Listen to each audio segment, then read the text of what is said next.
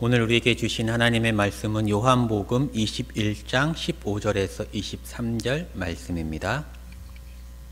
그들이 조반 먹은 후에 예수께서 시몬 베드로에게 이르시되 요한의 아들 시몬아 내가 이 사람들보다 나를 더 사랑하느냐 하시니 이르되 주님 그러하나이다. 내가 주님을 사랑하는 줄 주님께서 아시나이다. 이르시되 내 어린 양을 먹이라 하시고 또 두 번째 이르시되 요한의 아들 시몬아 내가 나를 사랑하느냐 하시니 이르시되 주님 그러하나이다. 내가 주님을 사랑하는 줄 주님께서 아시나이다. 이르시되 내 양을 치라 하시고 세 번째 이르시되 요한의 아들 시몬아 내가 나를 사랑하느냐 하시니 주께서 세 번째 내가 나를 사랑하느냐 하시므로 베드로가 근심하여 이르되 주님 모든 것을 아시오매 내가 주님을 사랑하는 줄을 주님께서 아시나이다. 예수께서 이르시되 내 양을 먹이라. 내가 진실로 진실로 내게 이르노니 내가 젊어서는 스스로 띠뛰고 원하는 곳으로 다녔거니와 늙어서는 내 팔을 벌리리니 남이 내게 띠띠우고 원하지 아니하는 곳으로 데려가리라. 이 말씀을 하시면 베드로가 어떠한 죽음으로 하나님께 영광을 돌릴 것을 가리키심이로라. 이 말씀을 하시고 베드로에게 이르시되 나를 따르라 하시니 베드로가 돌이켜 예수께서 사랑하시는 그 제자가 따르는 것을 보니 그는 만찬석에서 예수의 품에 의지하여 주님을 파는 자가 누구 오니이까 묻던 자더라. 이에 베드로가 그를 보고 예수께 여짜오되 주님 이 사람은 어떻게 되겠사옵나이까?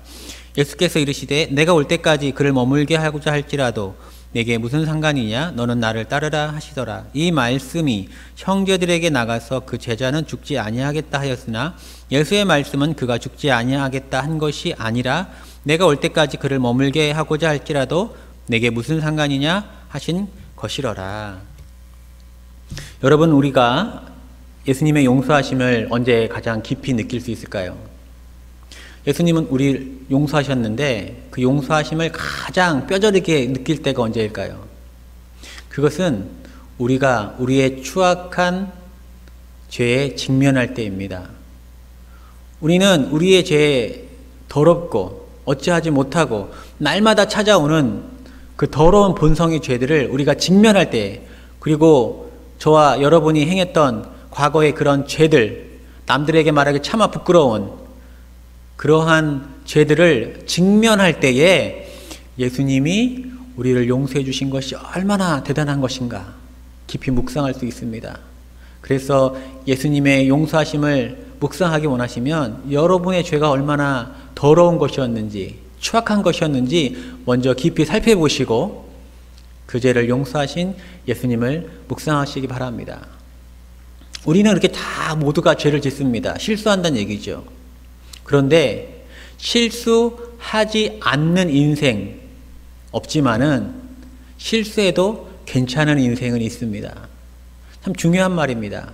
실수하지 않는 인생은 없지만 실수해도 괜찮은 인생은 있다는 것이에요. 저와 여러분 모두가 그런 은혜가 있기를 원합니다. 오늘 본문은 그런 이야기를 다루고 있습니다. 오늘 말씀을 통하여 실수해도 괜찮은 은혜 누리는 인생을 살기 바랍니다. 오늘 본문은 실수해도 괜찮은 이유 두 가지를 말해주고 있습니다. 먼저 베드로의 특별한 대화가 기록되어 있습니다. 예수님이 베드로에게 세 번 질문합니다. 내가 나를 사랑하느냐? 세 번 물어봐요. 베드로가 예수님에게 대답합니다. 내가 주님을 사랑하는 것을 주님이 아십니다. 세 번 사랑한다고 고백합니다. 15절에서 17절 말씀입니다. 그들이 조반 먹은 후에 예수께서 시몬 베드로에게 이르시되 요한의 아들 시몬아 내가 이 사람들보다 나를 더 사랑하느냐 하시니 주님 그러합니다. 내가 주님을 사랑하는 줄 주님께서 아십니다. 또 두 번째 이르시되 요한의 아들 시몬아 내가 나를 사랑하느냐? 주님 그러하나이다. 내가 주님을 사랑하는 줄 주님께서 아시나이다. 세 번째 이르시되 요한의 아들 시몬아 내가 나를 사랑하느냐 하시니 주께서 세 번째 내가 나를 사랑하느냐 하시기로 베드로가 근심하여 이르되 주님 모든 것을 아시오매 내가 주님을 사랑하는 줄 주님께서 아십니다. 베드로는 세 번 부인했죠. 베드로는 예수님을 세 번 부인했습니다. 그래서 예수님이 온전히 회복시키시려고 세 번 내가 나를 사랑하느냐 질문하십니다. 베드로는 세 번 부인해서 세 번 사랑한다고 고백하는 사람이 되었습니다. 예수님에게요.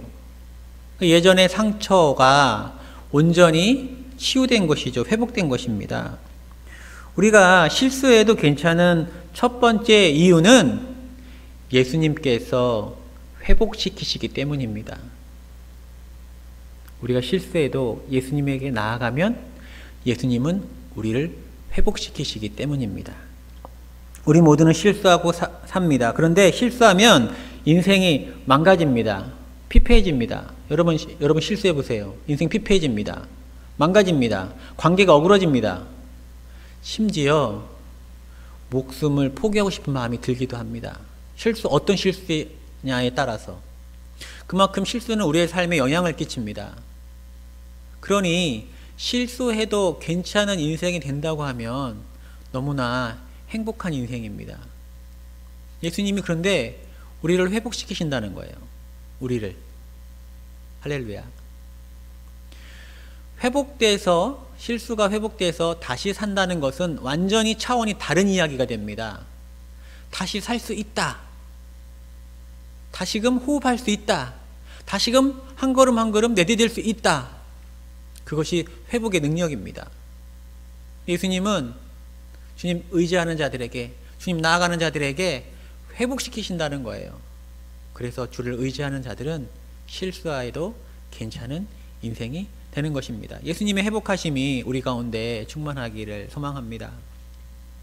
실수해도 괜찮은 두 번째 이유는 예수님은 회복 후에 다른 삶으로 인도한다는 거예요. 그리고 방치하지 아니하시고 다른 삶을 살 수 있도록 인도하십니다. 베드로를 예수님이 이제 3번 사랑한다고 고백했죠. 베드로가.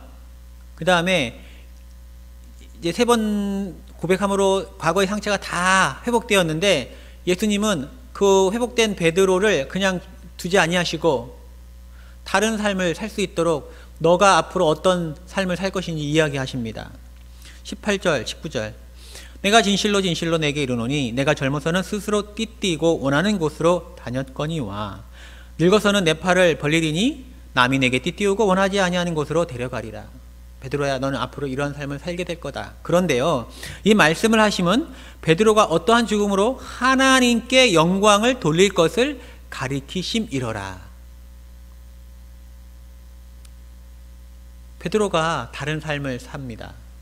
예수님이 인도하신다는 거예요. 베드로는 네가 지금까지는 네 마음대로 살았지만, 그래서 그것이 실수이죠, 사실은. 여러분, 내 마음대로 사는 게 실수입니다. 내 마음대로 사는 거, 내 뜻대로 하는 거. 근데 이제는 주님이 인도하시는 삶, 그게 회복된 삶이죠. 그 회복된 삶으로 내가 너를 이끌 것인데 너가 원하지 않는 곳으로 가게 될 것이고, 너가 죽음으로 말미암아 어떻게 된다고 합니까? 하나님께 영광을 돌릴 수 있게 된다. 이렇게 말씀하고 있습니다. 여러분, 예수님을 부인해서 가장 치욕스러운 존재가 되었는데 예수님이 회복시키니까, 예수님이 회복시키시고 인도하시는 삶은 어디에 맞닿아 있습니까? 하나님의 영광에 맞닿아 있는 거예요. 하나님의 영광에. 여러분, 우리가 실수해도 괜찮은 이유는 무엇입니까? 예수님이 우리를 회복시키신 이후에 다른 삶을 살도록 인도하시기 때문입니다. 예수님은 우리를 회복시키신 후에 방치하지 않습니다. 죄인이었던 우리가 주님을 위해서 살 수 있는 삶, 성도로서의 삶, 그리스도인으로서의 삶을 살 수 있도록 우리를 인도하십니다, 여러분. 그런데 그 삶은 과거와 완전히 다른 삶이에요. 영광의 자리요, 은혜의 자리요, 하나님께 영광 올릴 수 있는 복된 자리입니다. 여러분, 다윗은 목동이었죠. 그러나 하나님이 왕으로 세우셨습니다. 요셉은 노예였죠. 총리로 세우셨습니다. 사무엘은 어린 사환이었죠. 나라의 사사로 세우셨습니다. 하나님이 인도하시는 인생은 다른 인생이 된다는 거예요. 놀랍게 그 인생이 달라지는 것을 봅니다. 동일하게 예수님이 우리를 회복시키신 후에 놀라운 은총의 자리로 인도하실 것입니다. 그 인도하심을 사모하고 소망하고 누리시는 인생 되기 원합니다. 이제 우리에게 남겨진 일이 있습니다. 우리에게 남겨진 일은 주님이 우리에게 주어진 사명을 잘 감당하는 것입니다. 성도답게 살아가는 것입니다. 베드로가 곁에 있는 요한을 보고서 요한도 예수님을 따르자 그럼 이 요한은 어떻게 됩니까? 라고 묻습니다. 그때 예수님이 무슨 상관이냐 이렇게 단호하게 말씀합니다. 21절 23절 이에 베드로가 그를 보고 예수께 여짜오되 주님 이 사람은 어떻게 되겠습니까? 예수께서 이르시되 내가 올 때까지 그를 머물게 하고자 할지라도 내가 무슨 상관이냐? 너는 나를 따르라. 얘가 어떻게 되든 말든 상관없이 너는 나를 따라. 그거는 상관도 하지 마 이런 말이죠. 근데 이 말이 오해됐습니다. 이 말씀이 형제들에게 나가서 그 제자는 죽지 아니하겠다 하였으나 베드로는 순교해서 죽는데 요한은 예수님이 올 때까지 죽지 않아야 보다 라고 오해가 된 건데 예수님은 그런 말씀 하신 게 아니죠. 그런 의도가 아니죠. 예수의 말씀은 그가 죽지 않겠다 하신 것이 아니라 내가 올 때까지 그를 머물게 하고자 할지라도 내게 무슨 상관이냐 하신 것이러라. 내가 올 때까지 요한이 살아있든 죽어있든 요한이 순교를 하든 다른 걸 하든 무슨 상관이냐? 너는 너의 사명에 집중해라 이 말입니다. 동일하게 우리에게 말씀하십니다. 여러분, 저와 여러분에게 각각 주어진 하나님의 사명이 있습니다. 그 사명을 감당하면 됩니다. 그 사명을 감당하면 돼요. 여러분은 여러분으로서의 사명, 성도로서의 삶과 게을르면 안 되죠. 나태하면 안 돼요. 주님이 인도하시는 삶, 말씀을 묵상하고 그 삶대로 살아내는 겁니다. 우리 성탄 한마음교회는 교회에서의 사명이 있습니다. 주님이 부어주시는 교회. 이 교회, 저 교회가 있죠. 각각의 사명이 있는 겁니다. 각각의 사명이. 주어진 사명을 집중하면 되는 것입니다. 그것이 남겨진 우리의 숙제입니다. 근데 그런 사명들이 모여서 하나님께 영광이 된다는 것이죠. 사랑하는 성도 여러분, 실수해도 괜찮습니다. 물론 이 말은 실수해도 괜찮으니 방종해라. 실수를 고의적으로 반복해라. 이런 뜻은 아닙니다. 여러분 잘 아시죠? 근데 우리는 실수합니다. 죽을 때까지 실수할 거예요. 때론 게을러서 실수하고, 때론 악해서 실수하고, 때론 능력이 부족해서 실수하고, 때론 질투해서 실수하고, 다양한 모습으로 우리는 실수를 할 겁니다. 아마 죽을 때까지 실수할 겁니다. 그것이 우리의 수준입니다. 우리 한계입니다. 그런데 실수해도 괜찮은 복된 인생이란 말입니다. 왜요? 주님이 함께 하시기 때문입니다. 여러분, 실수할 때마다 주님께 나아가시기 바랍니다. 우리가 주님께 나아갈 때 주님은 먼저 우리를 회복시키실 것이며 회복시키신 이후에 우리를 성도로서의 삶 살 수 있도록 영광의 자리에 앉을 수 있도록 은혜의 자리에 앉을 수 있도록 인도하실 것이며 우리에게 사명을 주실 것입니다. 우리는 맡은 바 사명, 주어진 사명 최선을 다해 살아내면 되는 것입니다. 사랑하는 성도 여러분, 고난주일 첫날을 우리가 보내고 있습니다.